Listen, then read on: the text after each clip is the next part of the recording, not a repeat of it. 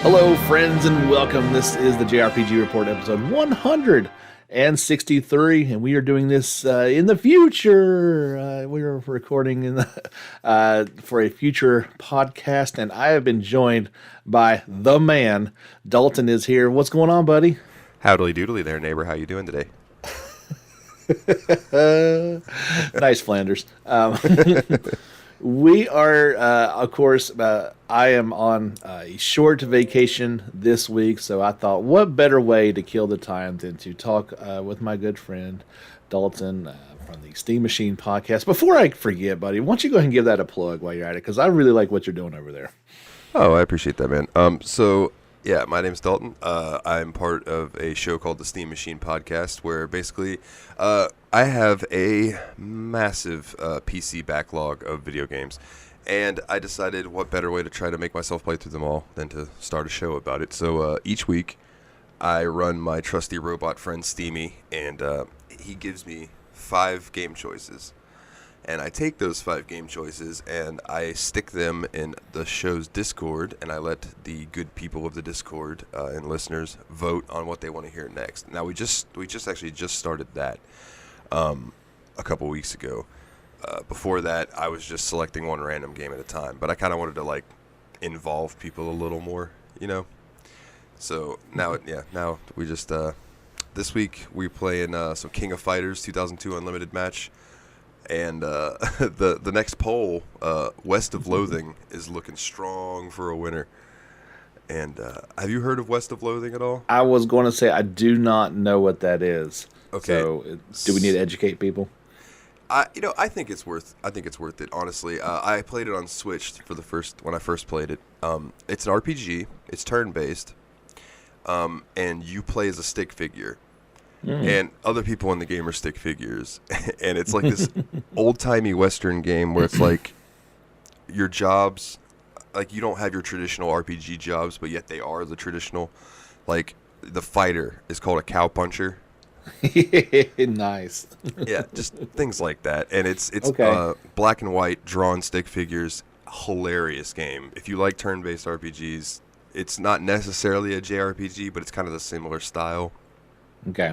Really funny game. The more you described it, the more it did kind of sound a little familiar. Yeah, well worth your time. If you've got, it's not expensive. It's like $10 or $15. It's, it's on the relative cheap side. It's really funny. Cool. I might have to check that out. Of course, I voted for Kingdom Hearts 3 just because I thought, why not? That's my required vote. Well, actually, I've got something here pulled up. Because I think this week is going to be a little harder for you, sir. Uh-oh. Spoilers for the next. I went ahead and made the next list. And Steamy came in hard again this week. With his first choice is Arma 3, which is not really your style. That's a military simulation game. Okay, but then he's got Tales of Berseria. Oh. Dragon Age Origins. Oh, my. Trails in the Sky. You gotta be kidding me. And Pillars of Eternity. So I'm like, no. What? That's like picking your favorite kid. You can't do that. I know. As soon as when he handed me those 3, I was like, oh, James is gonna hate this. He's gonna hate this. You can only vote for one, and then that means, I guess the way it works is once it's off that list, it kind of goes to the bottom of the pile and in the shuffle. Not necessarily. It's just like whatever doesn't win, stays on the list, so it's there to come up again, but there's no telling when it'll come up again. No, and I know you had already publicly stated that whatever Trails games comes up, it would automatically be Sky. Was that what you said? So that you can play them in order? Okay. Yeah, so it was interesting that it gave me Sky. That is interesting. Yes, you had a 1 in 9, I guess, if you had all of them, not 9 chance. But I think I've got up to Cold Steel 3. I don't think I have 4. Okay, well, there's no sense in just yet, so. Yeah. Wait till it goes on sale. That's awesome, dude. Yeah, I was going to say, I really enjoyed the new format. Getting a random robot thing is cool, but you involve the fans that way, and it gives you something to kind of look forward to. And then, people can choose your punishments each week as well. Yeah. Oh, yeah. I'm waiting for like a really bad game to get chosen, and then everybody votes for it just to punish me. Yeah. Well, I'm definitely going to think about next week. Then that'll be interesting. But let's do a little. So you are our resident PC weatherman, Yes, sir. and that I kind of pride myself on being up on the console stuff. I do dabble a little bit, like obviously that's how I played Trails in the Sky was through my PC and Steam account, but. You are a guy, so I want to kind of pick your brain a little bit on a few that we've talked about here recently that you've gotten a chance to actually have some hands-on time that are not on consoles yet and are coming. But first, I just want your rapid reaction to Tales of Arise. I know you had said you dabbled in a few of the games before. What are your feelings on this? I'm assuming it is positive. Oh man. So yeah, I was completely oblivious to it, and then I popped over onto the JRPG Report YouTube. Ooh, nice plug. Yes, thank you, sir. And I was scrolling around, and I saw that there was some videos up for it. So I'm like, oh well, I'll check it out because I know how excited you are for it. So I'm like, Just a wee bit. Let's see what's up with this. And I watched that 7-minute English trailer or English gameplay battle video, and oh man, dude, that looks so fun. It does. And the graphics and the environment trailer, where it was kind of just the characters walking around the different areas. Mm-hmm. Stellar, gorgeous. That might be my favorite one. I love seeing the battles in action, but just them walking around the environments is going to be so much fun just by itself. What was great too is that you were uploading new stuff as I was watching it, because I would watch something and then I would hit back and it would be like, this video that was posted 0 minutes ago. I was like, oh, sweet. Click it. Watch it. It looks awesome. It looks like it's a little more fluid than Symphonia, which is the last one that I put any time into. Oh, wow. So yeah, that's like a 20-year leap, dude. So yeah. Yeah. Yeah, I've dabbled. I've got Zestiria, I've got Berseria, and I have Vesperia. Like, I've got them, and I've played them a little bit, but the one that I put the most time into was Symphonia, but that was because, at the time, that was the Tales game that I had, was Symphonia. That's awesome. That's of course where my love started at on the GameCube, so that has a special place in my heart. It's funny that you mentioned a moment ago Berseria being on next week's poll, because I just started my replay of that a couple nights ago on PlayStation, and I don't know if I guess I can publicly state this. I do like to stream my titles at night when I play through. Both Berseria and Zestiria on the PlayStation 4, you cannot stream that. Oh, they pulled the Persona 5?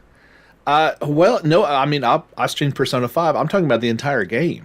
Like, oh, wow. Yes. Not just, like when I was playing Strikers, the very end was blocked, and same thing with Persona 5. The entire game is copyrighted because of like the music included, but it's like, what music is not copyrighted in video games? I don't understand that.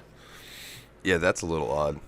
It really is. So I was just streaming right along, and I'm like, I don't think this is ever going to change. Like, I've got 30 minutes of upload, and there's just the camera with the little dots the whole time. I'm like, this isn't working. And I Googled, and I was like, yeah, you can't do it. It's really odd. Oh, man, I would have been hurling certain words at my screen. Let me tell you what. I'd have been so angry. I think it's fine for you guys. I think it's just PlayStation. If you do a capture card and that route, it's fine. But through actual PlayStation, they say, nope, can't do it. Man, I find those just quick side tangent. I find those capture cards to be amazing technology. They really are. Like, there you can just like hook up a Super Nintendo and then record your gameplay on it.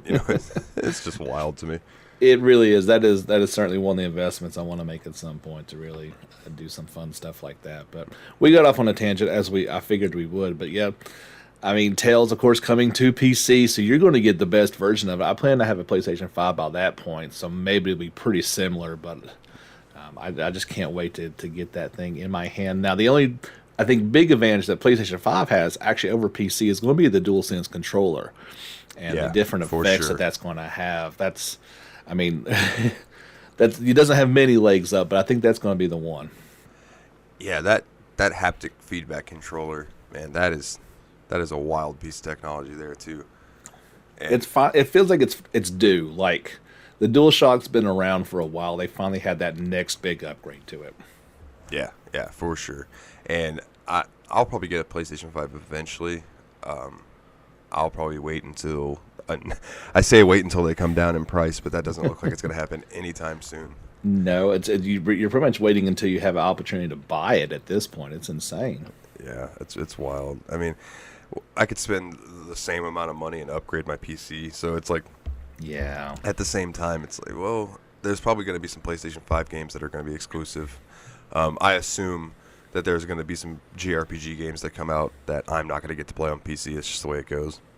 Yeah, but I think, as we kind of talked about before, like, so many are coming to it now. There is usually a delay. Like, that's, with Cold Steel 4, you had a 5-month delay, right? But Yeah. it's still coming.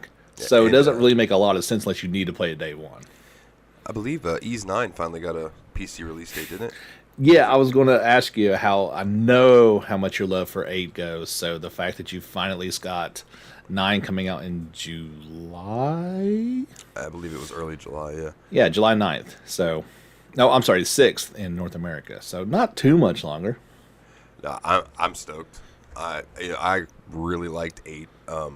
The combat and the music and the story. I haven't beaten it yet, but that's one that I am going to beat because I'm invested in it. I just need to either have it come up on the show or have another game like King of Fighters where I can spend some time playing other things.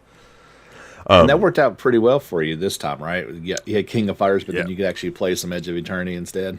Yes. I streamed King of Fighters 2 nights, and I ended up getting Twitch affiliate, so that was cool. There you go. And by the way, congrats on that, dude. That's awesome. Thank you, sir. Yeah, it happened quick, but I really put in work and bugged people like, hey, you should give me a follow on Twitch. Thank you very much. But it worked. But yeah, it's been nice being able to have a JRPG to play in the background. And speaking of, you want to go ahead and just touch on that, or? Yeah, we can go right there. That's why, honestly, that's where I want to kind of spend the most time is this is the case in point for, a game that's been in early access for a while on PC. While it's got all that JRPG pedigree to it, and it is finally coming to consoles, so, you've got a chance to play a little bit of it. I guess the final version is coming out here on June the 8th. But I'm looking forward to it. I think a lot of people, it's finally back on their radar after being off it for a while. What was your initial impressions about it? So, I think it was funny. I think I had told you this last time we spoke, is that I had this in my cart when it was on sale and then decided, I'll grab it another day. And missed the sale, but I ended up buying it anyway because I had heard you talk about it after, like a day after or later that day, and it sounded really cool. So without spoilers, when I first opened it up and got into it, the intro was pretty cool. It snagged me. I don't really want to talk about what happens in the intro because there's some story beat stuff. That's cool. Very reminiscent to me of like Star Ocean. Okay. It's almost like, I would say it's almost like if you took Final Fantasy and merged it with Star Ocean, but then that's just basically Phantasy Star. So it's that same genre. It seems like there's going to be like some space to it, because I saw a lot of lasers being fired and things like that. But then it's also interesting. Sword and board, monsters, that kind of thing too. Okay. The environments are beautiful. Absolutely beautiful. When I was running around, I really enjoyed looking at everything. And I actually just got through the prologue like an hour and a half, 2 hours in. And once I got past the prologue, this new area I'm in that I haven't gotten a chance to explore yet, but all the grass is like purple and all these trees are like lit up with these glowing light looking things. And it is really a pretty looking area. One of the things that I showed you was the mount. Well, I was hoping we'd talk about the mounts in the game. The best way I can describe the mount is Carnbunkle, but it's a cat. I that's the best way I could do it. I sent you the picture of it, and I'm like, it's literally, it looks like a cat in the face, like giant furry cat to ride. Yeah. yeah, and it's got two tails and big old paws and some like feathery type stuff coming off its head. But other than that, it's a giant cat. Yes, which Yeah. has been long overdue. And it's pretty cool once you do the little quest to unlock them. As long as you're near the farm for them, and I can't remember the name. I think they're Nekos or something like that, which would make sense because I think that means cat In Japanese, yeah. I Yeah. think so. So I think they're Neko somethings. But yeah, so once you do that, as long as you're not too far away from the farm, you can just hit left on the D-pad, and your mount will basically just show up next to you, and you can hop Oh, on cool. it. Kind of like calling your horse in Red Dead. Yeah. Yeah, yeah. Or like in Dragon Age 11, or Dragon Quest 11. I went way far in the future there. Yeah, that's coming in 2060. Yeah. One thing that the mounts did that was cool that I really enjoy is when you're on them and you're running around, like every once in a while you'll see this. It looks like a Wi-Fi signal coming out of it. And I was just, like, my gamer logic's like, I should probably follow that.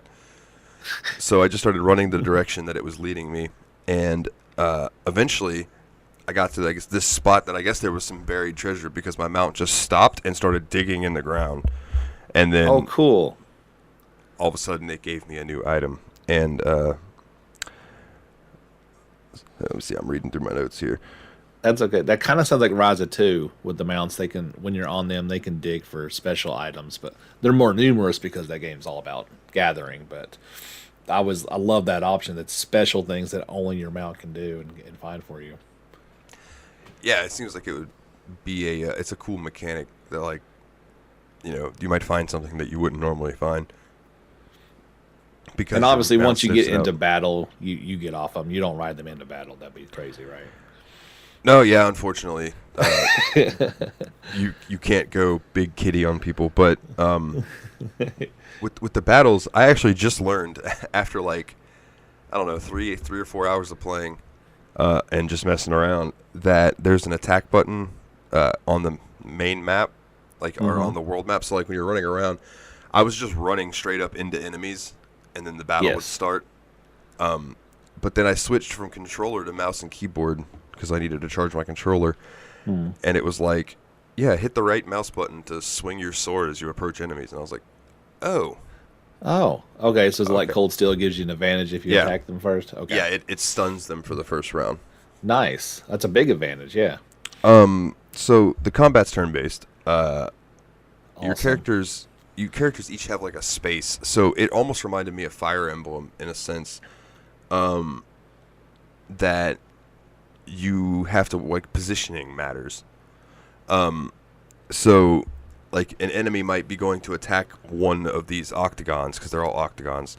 Okay. And if your character's standing in that octagon, if your turn comes up before that enemy's gotten off that move, you can select to move out of that square, or you can attack the enemy, and if you hit the enemy hard enough, it will cancel out what he's doing. It's kind of just like a risk versus reward. Like, do you want to take the risk of not hitting it hard enough, and then you get hit with whatever move they're throwing at you, Oh, cool. or do you just want to pop out of the way, that move misses, and then you can go at it. It kind of sounds like a hybrid of, like, a little bit of Grandia in there, but like the positioning of, like, the walled arms with the hexagonal, shape. That positioning matters, but in a turn-based environment. So I think that's really cool. Yeah, I'm really enjoying the combat personally. You've got, like, your different little spells that you can do. Like, I think one of his Darien is the main character, and I think one of his moves is called, like, Thunderblade, and it hits twice. It costs Nice. MP. You do end up. I don't think this is too much of a spoiler because this is, like, where the game starts really after the prologue. Is you are part of, like, the military, and you end up going to visit your mom, who is sick, and I'll leave the sick part at that.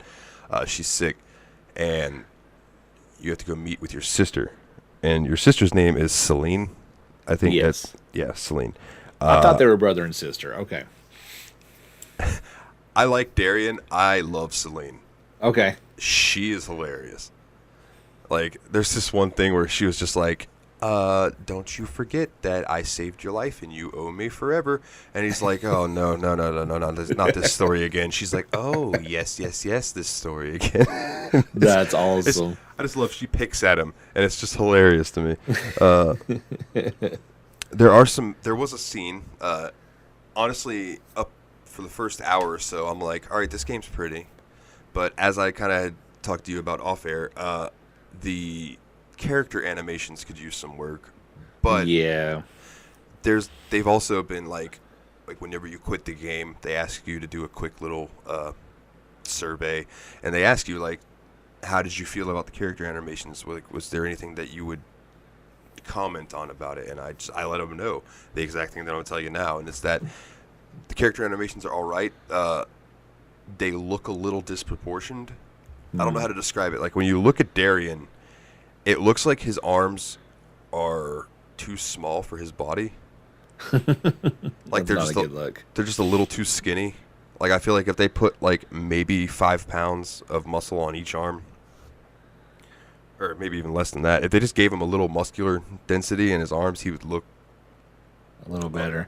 Better, but like, that's funny you say that. I pull up an image of him, and I see what you're saying. Like, his just a little scrawny, very skinny arms. Yeah, I don't know if maybe he'll develop as the game goes on.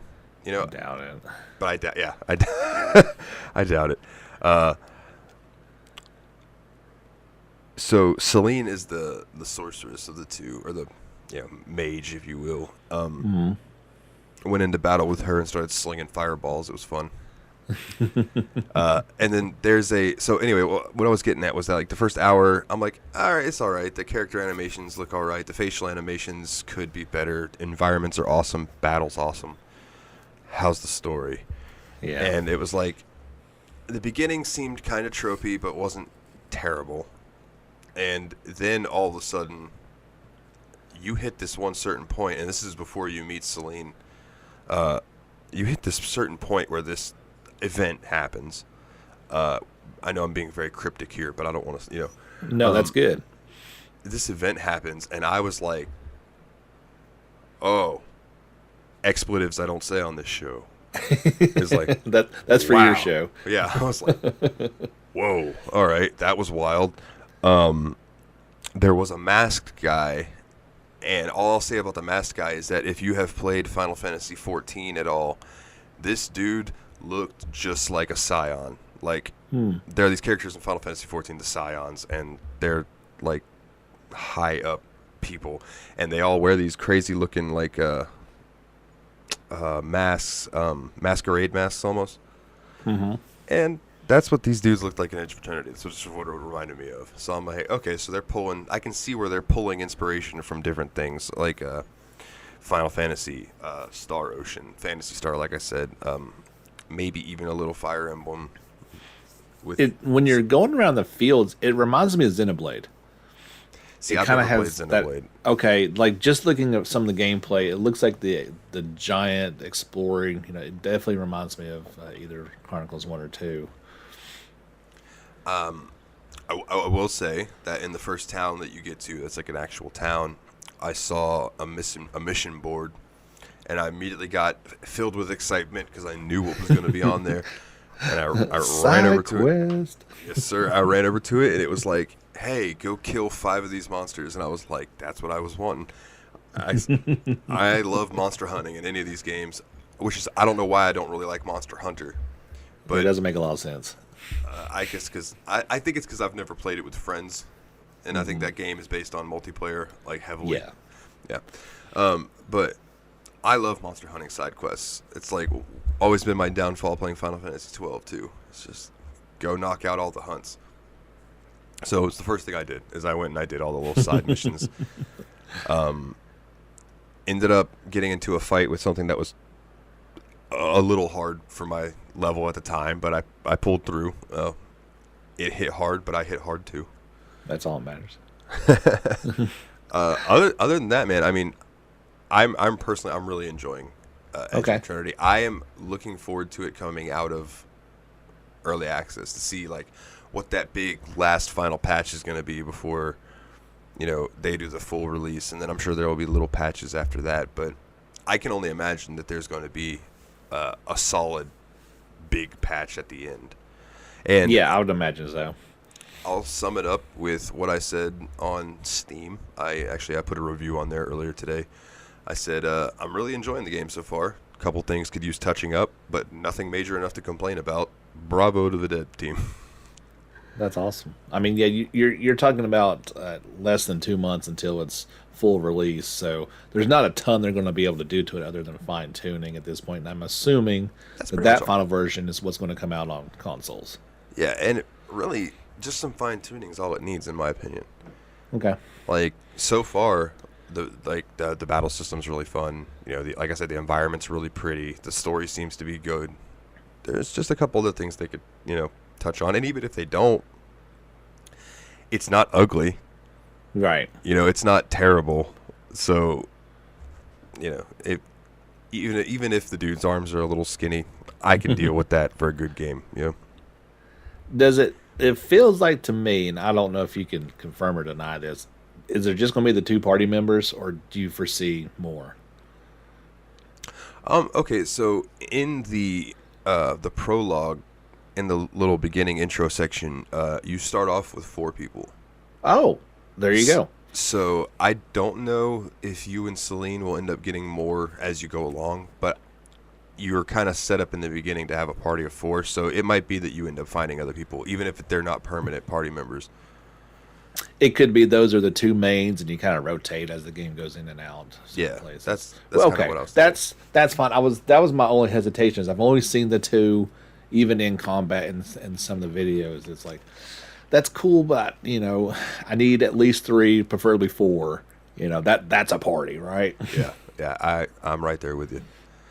Very good. I mean, I'm excited. You have done nothing but make me even more excited for it. Man, you get to ride giant kitties and beat stuff up. What more do you want? I don't know much more. Do you think it's going to have like online quest elements to it as well, or is this going to be kind of more of an offline experience?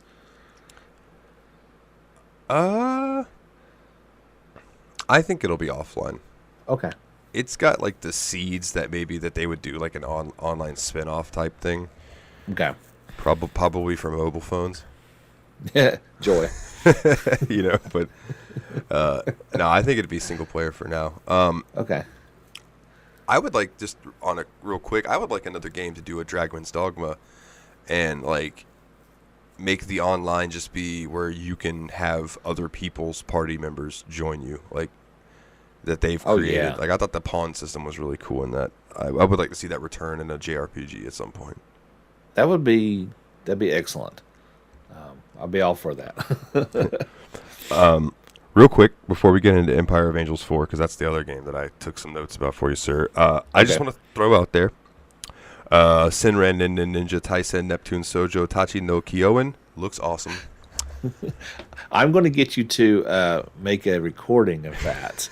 And every time I'm just going to be like a DJ, and I'm just going to press that drop button when I have to say that title.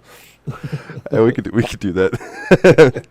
Because, yeah, I just like to say it. It's such a long, ridiculous name for a video game. It's fantastically awful. I hope it gets a Western release date eventually. It looks fun. I saw you on the YouTube putting up some videos for it. Yeah, I mean, the images and the video, it looks like it could be a lot of fun. We've gotten games like that before, so I don't see why we couldn't. Obviously, it's not going to be called that. They'll shorten it down into something, but yeah, I'm excited about potentially playing this next year. Yeah, man. Me too. I hope so. You know me. I love the Neptunia series. Not a traditional Neptune game by any point. I mean, it's No. pretty much an action game with some light RPG elements. Yeah, and I mean, I've played 2 of the Neptunia spin-offs for the show now, and both of them were action RPGs. So I'm ready for one of the turn-based ones to pop. I'm like, all right. I don't get me wrong. I like action RPGs, but I really love those turn-based games. I'm sure everybody Absolutely. can relate with that. Yeah. it's so weird because you would think turn-based would be the same old thing over and over again, but that's what I crave as well. Whereas the action ones are so different, but they kind of all feel the same in a lot of ways. Isn't that odd? But absolutely It true. is, yeah. Yeah. I It's mean, like as much as I'm looking forward to Tales of Arise, I'm looking much more forward to something turn-based, maybe like Edge of Eternity or something. So, it's like turn-based is classic rock, right? It's always good. And hmm then action RPGs are like the new thing. It's the new action RPGs, the new alternative music. And it's like, yeah, there's some good alternative music, but there's some really boring, repetitive, by the numbers alternative music that yeah, just is made specifically to be popular and make money. And I feel that is the same with uh, turn-based RPGs and action RPGs. But that's just me being a crotchety old man. it is. But that's what we are, and that's okay. Because hey, we're not the only ones. I mean, turn-based is as popular as it's ever been. Every time they go away from it, people say, "No, what are you doing?" But I don't think it's going to go anywhere. So I think I personally feel like with like the next Trails game, where they're going to that hybrid system where you can play either action or turn based. I think that could kind of be the future. Yeah, I think that's a cool idea. I wonder if they pulled that from some of the more recent PC games, like oh goodness, Pathfinder and Kingmaker. Now, Okay, granted, that's not a JRPG in the slightest, but it's got a turn-based or real-time with pause. You can do either. interesting. So I wonder if game developers are pulling from these ideas and being like, well, that could work in our situation. I You mean, know, that's always been the way. I mean, there was no such thing as really. I mean, in some ways, JRPGs were open world from the beginning, but we have seen that influence into those games from Western developers. So it stands to reason they're both going to influence each other. yeah, yeah, absolutely. Um, and speaking of some influence, my good sir, uh, Empires of Angels 4, or Empire of Angels 4, I mean, Yes. right off the Oh bat, man. it's Fire Emblem Light. Okay. Okay, it's like the same grid based. You can only move so many squares per round. Um, so I didn't take a ton of notes on this because it seems like it would be a decent game, but maybe not one that I would seek out unless the show calls for it. It's cutesy. It's got like a little chibi style, but hmm but the graphics are really pretty for that style. I'll give it that. The game looks good. Um, the world seems to be only females. Of course, they're Uh, angels. it's Japanese dub with English subtitles. Okay. Um, like I said, Or the Chinese dub. Yeah. oh yeah, Chinese, yeah. Uh, combat seems like Fire Emblem Light. Like I said, I enjoyed it. The two weird things why I'm kind of being like about this is they're chibi, so we all know what chibi looks like, right? Yeah. Okay, and when you attack your enemies and beat them, their clothes explode off. Of course it does. Why wouldn't it? So after like I don't know an hour of seeing little chibi characters in their underwear, I was starting to feel a little creepy. I won't lie. I was like, "Oh, this game's fun," but I'm so then so then my character, who is this little, I assume white girl or Asian girl, Hmm. gets hit with a fire spell, and Okay.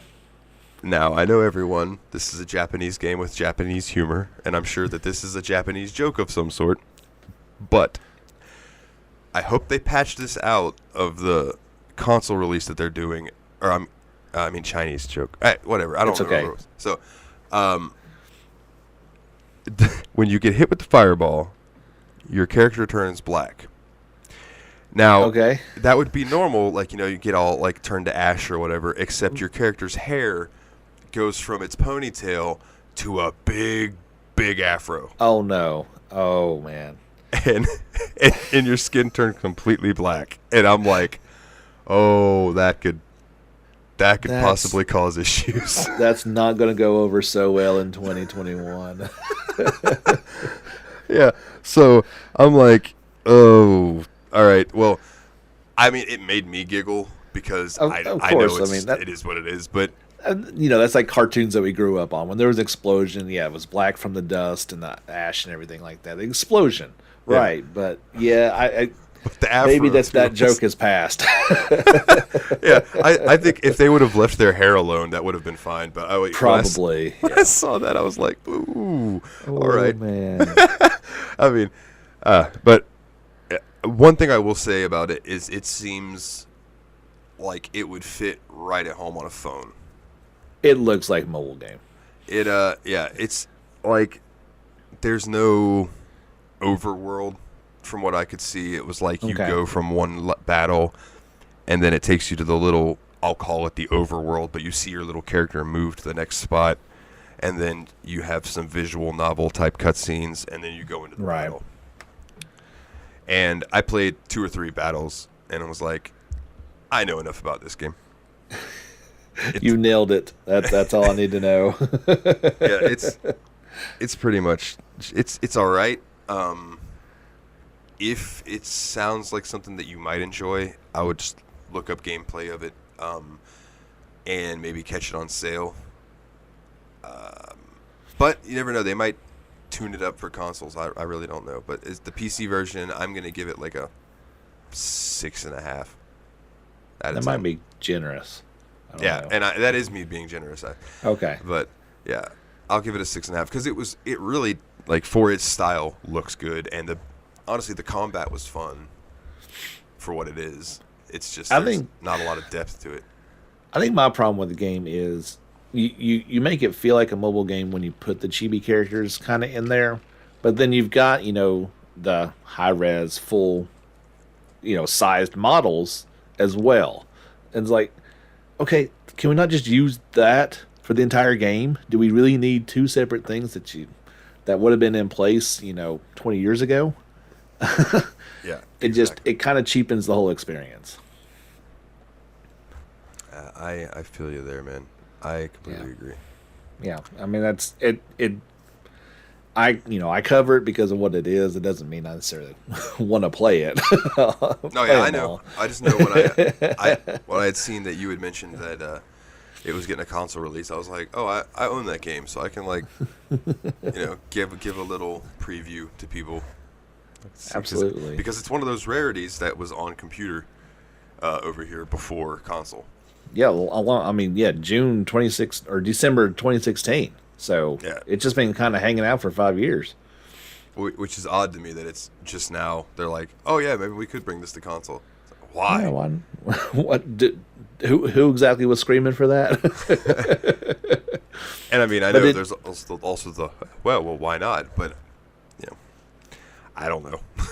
It is definitely interesting. So, we still live in a day and age where, a game like Ys 9 is almost 2 years from the time it comes out in Japan to the time it comes to PC. It's still 6 months after its PS4 release.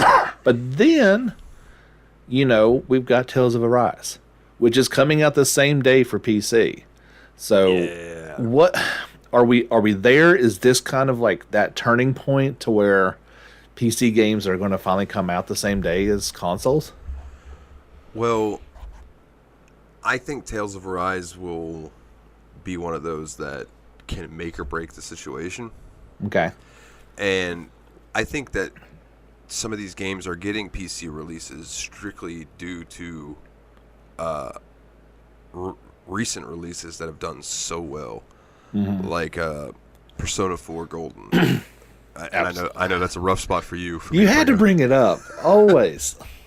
Why is that not on consoles besides Vita? And baffling PS4? to me. I can't answer that. I really don't know why. It's so strange. It is.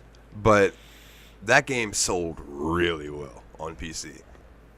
Almost like people have been clamoring for Persona games on PC forever, right?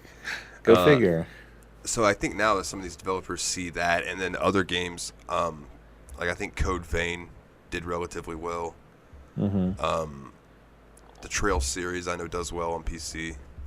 So I think that if Tales of Arise comes out and releases day one on console and PC, and enough people on PC buy it to prove that this market is also like viable, because obviously console is what it is. People are gonna eat up all the JRPGs on console. Yeah. But to be able to go and prove that, like, computer players like JRPGs too, like, we're not all out here just playing Call of Duty with bots that shoot everybody in the head on purpose. Like, there's a lot of us that don't play those types of games. And then, don't get me wrong, I enjoy Western RPGs too. I enjoy me a good Might and Magic game, or, Skyrim, whatever. But, like, deep down in my heart, when I want a comfort game, when I want something that I just want to play and feel good about, it's always going to be a JRPG game. Yeah, always. And I know I can't speak for everybody, but for the people that are like me for PC, this is a step in the right direction, and I hope that they keep going in this direction. I hope Tales does amazing, and I hope that other games start being added to PC day one as well, because this waiting game kind of sucks. It does. Another one that I forgot that's actually going to do the same thing is what's coming out in June is Scarlet Nexus is coming out for everything at the same time. Oh, I didn't realize that. Christ Tales is coming out for everything at the same time. So maybe it's, obviously it's on the developers to make that happen as well. But I feel like it has maybe a little bit to do with the Xbox factor. So if you're developing for it, which is, let's be fair, it's pretty much a PC, then maybe it doesn't take as much work to then make a PC version of it as well. Yeah, I would have to say you're probably right, because if it ends up on Xbox Game Pass, I would say 7 out of 10 times it's going to end up on PC Game Pass as well. Okay. Which is one thing that I think is really cool, that if you pay for that Xbox Game Pass, like, you get it on Xbox and PC. So I thought that's pretty cool, and that would make it to where, like, if these people wanted to get more attention into their games, then yeah, they're going to want to do a PC version along with the Xbox version, so that their game would be on both. That makes sense. I mean, unless a console has an exclusivity, contract, like FF7 Remake, to where it can only be on a Sony console, which we thought it was only a year, but we were already past that. And with Integrate coming out, it's the same deal. But why would you not market it to as many potential customers as possible, unless it's, let's say it's developed exclusively for the Switch. Well, it's not going to translate as well to the other platforms. It's completely different, but just makes sense to me. But honestly, even recently, I bet Epic Games is banking on Kingdom Hearts right now. Oh, you better! I'm sure they paid a lot of money for that. Yeah, and I bet they've recouped it already. Probably. Like, I know so many PC players that were clamoring to play that because they wanted it, 60 frames, 4K, all of that jazz. And those are games that I never thought would get ported to PC. Never. No. I never even considered it. And then one day they're like, oh, hey, by the way, you can get every Kingdom Hearts game on Epic now. Oh. All right. Like, even the brand new one that just came out like less than a year exactly. ago. So it's like, a year ago, if you bet me $100, which Kingdom Hearts is coming out for either PC or Switch first, I would have said Switch, of course. Oh, I'd have said Switch all day. Yeah. I'd have assumed so. Maybe not 3. Obviously that could be everything but 3 could come out for it. But yeah, it's a crazy world. I mean, notwithstanding the Persona 4 Golden debacle, it's changing. And I've said this a time before, I don't understand what Xbox is doing, because it feels like it's just a PC. And yeah, how can there be room for all 4, basically? Well, you mean PlayStation, Xbox, Switch, and PC? Yeah, it seems like there's 2. There's never been really 2 has been for the longest time, but 3 at a time is really all the market can sustain. So you're basically talking about 4, and 2 of them are basically the same thing. Yeah, and consoles come and go, man. PC is always there. And I think that's because just it's the nature of the beast. You know, PCs are built to last. So, I don't know, man. Like, I don't even think about, like, what people consider the console war anymore. Yeah. Because exclusivity is almost all but dead. Outside of first party, yeah. Yeah. Yeah, and even then, sometimes those games sneak onto other consoles. They do. Yeah, so, I don't know. I just PC Master Race all day, but... I understand.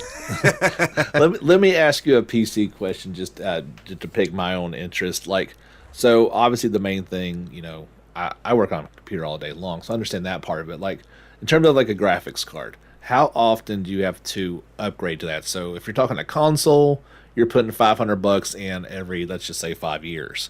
What's the equivalent in terms of upgrading your graphics card? How much? How many years or so? I think that just depends on the person and your,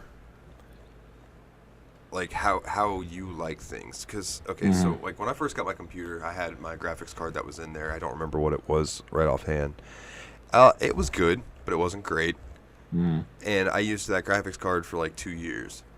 And then I upgraded to this one that I've got now, which is a 2060 Super. And honestly, I've had this graphics card now for like about 2 years. Okay. It runs everything fine. I mean, if I had the money to upgrade it, I would, but I'm in no rush to. Okay. So I could probably get another year or two out of this card before games start coming out that make it crap its pants.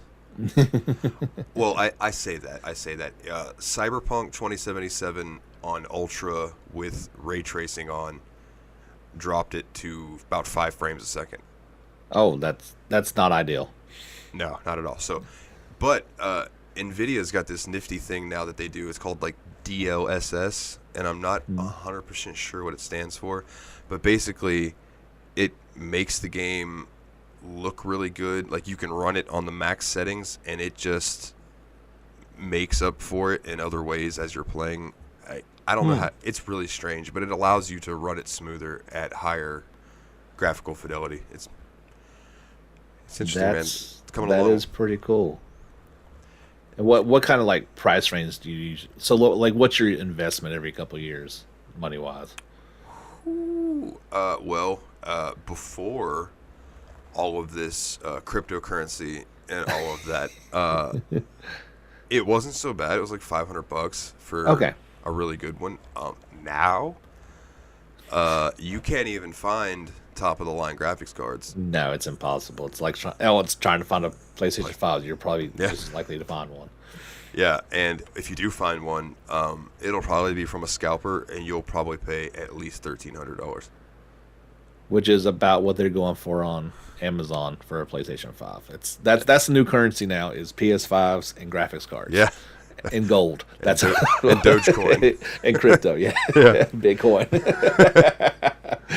Dollar bills are worthless. How many PS5s you got? I'm going to trade you. Yeah, it's wild. It is insane times. It's like the pandemic hit, and all of a sudden, like, you can't find consoles anywhere. You can't find graphics cards anywhere. You can't find toilet paper. What's going on here? Of all those things, the thing that I need, you can finally buy in everyday supply. So I'm okay with that part. It was looking rough there for a couple weeks, though. It was like, do I need to get a bidet? Like, what's going on? There was, I guess it was the last April or May. It was definitely a point where, like,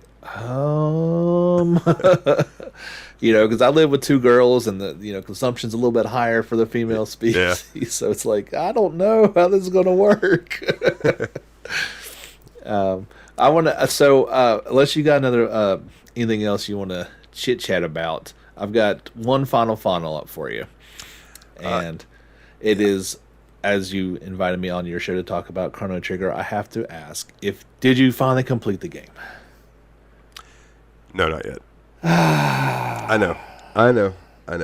I know. I did have an assignment for you for this podcast, so like a good teacher, I'll say thank you for completing your homework. But you got to get back to that. Yeah, I need to. Because I would like to see how that story wraps up. Yeah, and of course the multiple endings. I mean, there's a lot of investment that you can make into that one. Of course, I know you want to. So. Yeah, for sure. Well, so there is something I would like to touch on. Sure. Two things actually. I'll make them quick though. So, the Atelier. Atelier. Yes. Okay, I can never remember exactly how to say that word. Atelier. It's okay. I barely know it, so. I went a little ham and got a bunch of those. Which ones are you familiar with, or should I just tell you the ones that I got, and then you can tell me if you've played them? The ones I played, obviously, you heard me gush about Rise of 1 and 2. Mm-hmm. But the Arlen trilogy was what I started on, which is Rorona, Meru, and Totori? Aisha. And Totri, yes, that's it. Yeah. Totri was the second one. That was my least favorite one. Yeah, so I got all three of those. That's a perfect place to start. That's where I started at. Yeah. And then there's Lulua, the Scion of Arland, which that's a very good one. I like that one. Okay, so I've got those four, and then also I was like one is Nelki and the Legendary Alchemist. It's like the Ateliers of the New World or something like that. I think that's the spin-off one. Yeah. That's not actually a part of it. Oh, okay. Well, then Atelier Firis, the Alchemist and the Mysterious Journey. Atelier Aisha. Okay. The Alchemist I of loved Aisha. Dusk. Atelier Esha and Loki. Yes. Yeah. Alchemist I've never known how to Dusk. say that one either. And then I got Atelier Shali, and Lydia and Suella, the Alchemist and the Mysterious Paintings. So, like, I just, like, stocked up on that series because I've heard you rant so much about it, how good it is, and that I was like, let's go check it out, because I think love you crafting. got most of them. Did you say Sophie? That's the only one I didn't hear. No, Sophie was not part of the thing, yeah.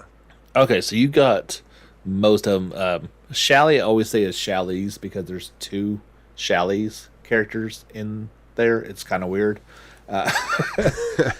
But yeah, so I started with Verona, and the only thing you've got to really remember is with those first couple ones, at least, there are time limits for everything. And should you fail your time limits, you fail the game. Like completely. Yeah, like Totri in particular, I completely ran out of time and failed maybe like halfway through. Like I wasn't even close to the end, and it's game over, man. Like, oh man, it's rough. Like I'm talking like you go gathering, and every gathering action takes a set amount of time. It is just ridiculous how much they did. It's almost like a time management math game as well. Then it really is, and I failed miserably and didn't even, start over. Like they've got away from that pretty much every time, to where Ryza doesn't even really have those at all, which I actually prefer. But that's the only thing to keep in mind, and they're cheesy.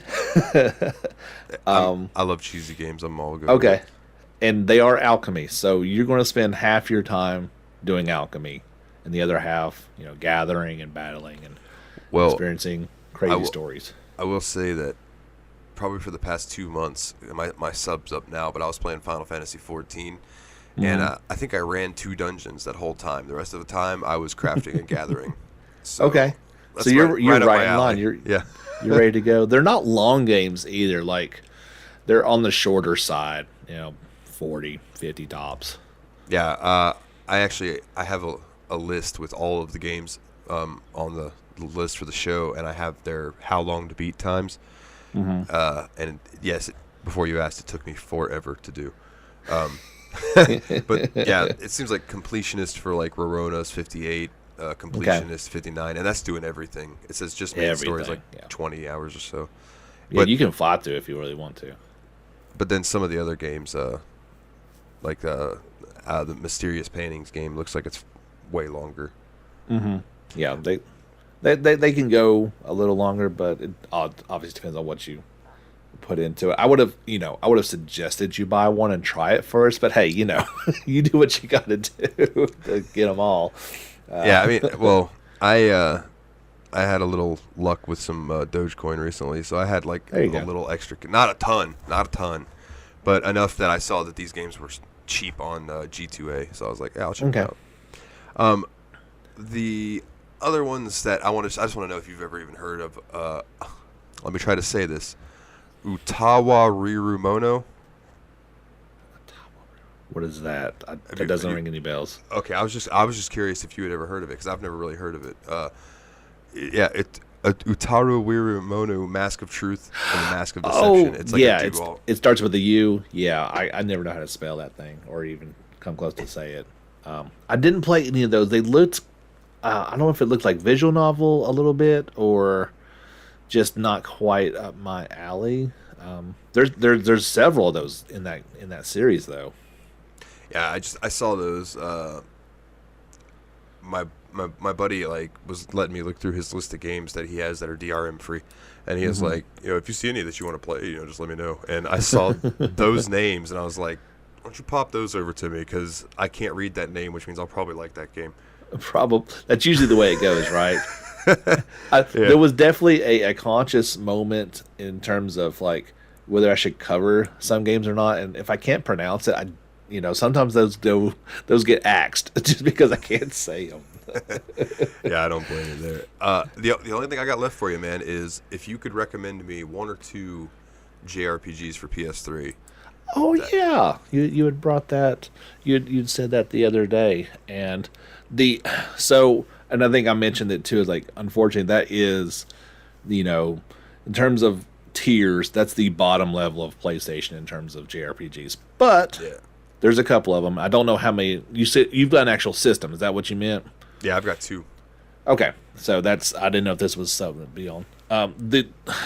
The one I recommend, and it does sound weird because it does have Pokemon elements to it, but it's Ni no Kuni. That is my favorite PlayStation 3 game.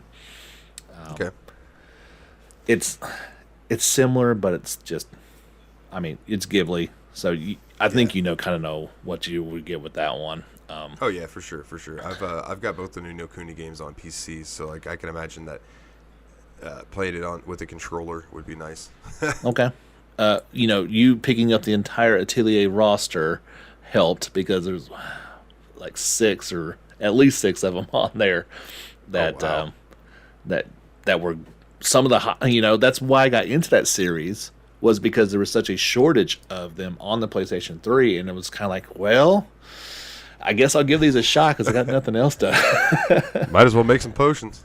That's basically it. Yeah. So there was 1, 2, 3. There was 3 Tales games. So you got Exilia 1 and 2, and you got Tales of Graces. I would highly recommend Exilia and Graces, and unfortunately, I did not care for Exilia 2. Okay, I think I've seen Exilia around, so I'll have to check that out. Yeah. Yeah, the first one was excellent. I really liked that one, and Graces was kind of more the older style. So if you like Symphonia, Graces was a little closer to it than on the spectrum as compared to some of the faster Berseria ones, but still had plenty. It was nice. Okay. I personally enjoy the White Knight Chronicles games. They're not for everybody, but I thought they were pretty cool. That was actually a Sony game that were kind of made offline MMOs in a way. I've heard of that game, and I've heard mixed reactions about it. So yes, it's very mixed. I'll look into it. Yeah, the only other one, and you can find it, you may not be able to, that I would definitely recommend is Eternal Sonata. Now that's a name that I've heard, but I know little to nothing about that game. It is one of those super unknown, but the people who do know it love it. It's a musical JRPG, and it really. Oh gosh, what is the guy's name? That sounds right up my alley. Yeah, well, this is classical music. So it follows I can't remember the composer's name, but it's kind of he falls into a deep sleep, and it goes into his world in his dream. He's and it's all the instruments are music based. It's turn based, It has incredible story. We talk about JRPG tropes that keep popping up. This does not have many of those. It is completely on its own spectrum in terms of gameplay, and I loved every minute of it. So if you can find it, I highly recommend it. Word. Yeah, I'll keep an eye out for it, brother. I Yeah, appreciate that. no problem. Like I said, I mean, I'm looking at my collection right now, and there's probably others, but that is The ones that stick out, yeah. yeah, that I've played personally and can recommend. Yeah. Well, I think that's about all I had, brother. No problem. Now, of course, with your PlayStation 3, don't forget download PS1 classics. That's probably the best thing of it. If you Oh, yeah. Well, they're pretty cheap. let me just say that one of my PlayStations has custom firmware. Oh, okay then. So, yeah, don't you worry about PlayStation 1 classics. you're well taken care of. I got that covered. Yeah, let's leave it at that. Very good. And I'm sure if anybody else has any suggestions for PlayStation 3 games, why don't you tell people where they can find you at, buddy? Oh, yeah, you can find me on Twitter at, it's probably easier just to tweet me on the show page, because I think my normal one's like at Super Nerd Dalton or something, but I need to change that. So, but at Steam_podcast is where you will find us on Twitter. On Facebook, you can find me. Just look up Dalton Suter. Fat guy sitting on a cannon. That's me. Yeah, doesn't that sound ridiculous? It's awesome. It's a good picture. The Steam Machine Podcast, also, we have a Facebook page, or Facebook groups, or more your thing. We got the Steam Machine Podcast Lounge. But if you want to make it all really easy on yourself and find all of these things in one place, go to the steammachinepodcast.wordpress.com, and I've got links to everything on there. So if you want to find me to talk to me, you want to watch on Twitch, you want to join the Discord, it's all on the website. So there you go. That's easy, all in one place. Then, dude, we appreciate you coming on, talking some PC. Won't be the last time. I may pick your brain here again soon, but definitely thank you so much for coming on, dude. Always, man. I'm always up for coming on, and I appreciate you having me.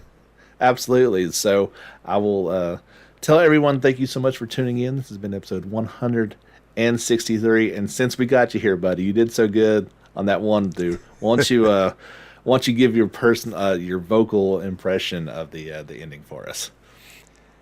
All right, everybody. Why don't you get out there and level up?